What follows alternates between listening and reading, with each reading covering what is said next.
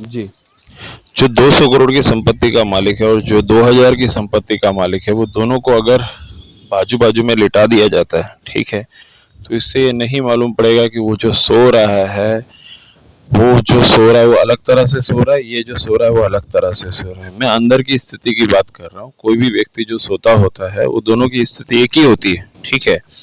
जो दूसरे चीजें होती हैं, जैसे समझो आपने किसी को जमीन पे लिटाया, किसी को आपने एक अच्छे बेड पे लिटाया, तो वो दोनों चीजें डिफरेंट हैं। लेकिन जो जो अंदर की जो स्थिति होती है, जिसको कहते हैं छोटा दिमाग, बड़ा दिमाग, ईडा, पिंगला, सुषुम्ना, तो जो व्यक्ति जब सोता है उस समय जो उसकी स्थिति होती है वो वही स्थिति होती है जो दूसरे व्यक्ति की स्थिति होती है।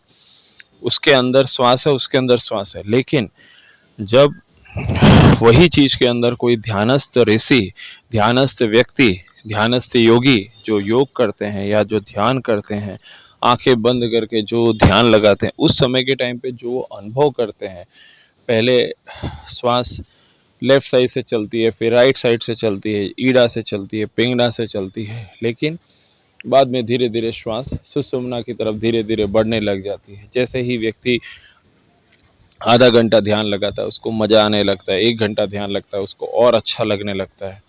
कोई व्यक्ति मंत्र जाप करके ध्यान लगाता है, कोई व्यक्ति त्राटक करके ध्यान लगाता है, कोई व्यक्ति ध्यान करके ध्यान लगाता है, किसी भी तरह ध्यान लगाता है। लेकिन जब ध्यान लगाता है वो सारा का सारा चीज नींद की वो अवस्था को ही प्राप्त करने की कोशिश है।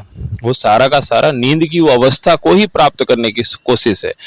आप ये समझिए कि कोई भी व्यक्ति जब नींद लेता है, ठीक है, उसको वो चीज का जो अनुभव होता है वो एक तरह से मृत की तरह पड़ा रहता है, बरोबर। जब नींद लेता है, जब चोर चोरी करता है, तो उसके अंदर बोला जाता है क्या हुआ भाई, ऐसी नहीं गहरी नींद में आदमी सोया हुआ था कि भाई चोरी हो गई, समझ रहे हो चीज को, ठीक है।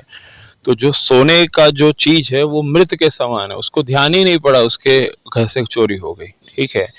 उसी तरह से जब ध्यान की अवस्था में व्यक्ति होता है तो वो चीज के अंदर जब वो ध्यान की अवस्था में उच्च अवस्था में जाता है तो उस समय के टाइम पे उसको मालूम ही नहीं पड़ता क्या हो रहा है। और उस समय के टाइम पे जब वो ध्यान की अवस्था में होता है तो वो ऐसा परम सुख और ऐसा आनंद प्राप्त करता रहता है जो एक कोई किसी को सोफा, बेड या गाड़ी खरीदने से जो सुख मिलता है और सुख मिलने के बाद व्यक्ति बोलता है मैं शांत हो गया हूँ, मैं सुखी हो गया हूँ, मैं सो रहा हूँ, शांत हो गया हूँ, सुखी हो गया हूँ, सो रहा हूँ, वही सुख उसको वो उस तरह से मिलता है जब एक ध्यानस्थ अवस्था में बैठा हुआ इंसान जब ध्यान में होता है तो परम आनंद को वो प्राप्त होता रहता है।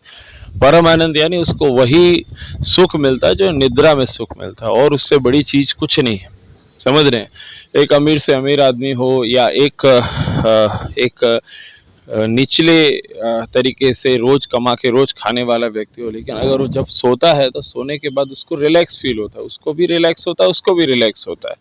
सुबह उठने के बाद वो भी अपने काम में लगता है, वो भी अपने काम में लगता है। तो इसके अंदर जो पूरा का पूरा जो काम है वो अ, नींद और एक ऐसी अवस्था का है। अब इसमें जो लोग ध्यान करते हैं वो चाहे मंत्र जाप करके ध्यान करें, जब मंत्र जाप करेंगे आप देखेंगे धीरे धीरे मंत्र जाप करते करते मंत्र धीरे धीमा होता जाता है, धीरे धीरे मंत्र धीमा होने के बाद मंत्र गायब हो जाता है, मंत्र बोलने का धीरे धीरे बंद हो जाता है, धीरे धीरे वो चुप हो जाता है। फिर मन के अंदर मंत्र के जाप होने लगता है, मन से जाप होने लगता है, जीवा बंद हो जाती है।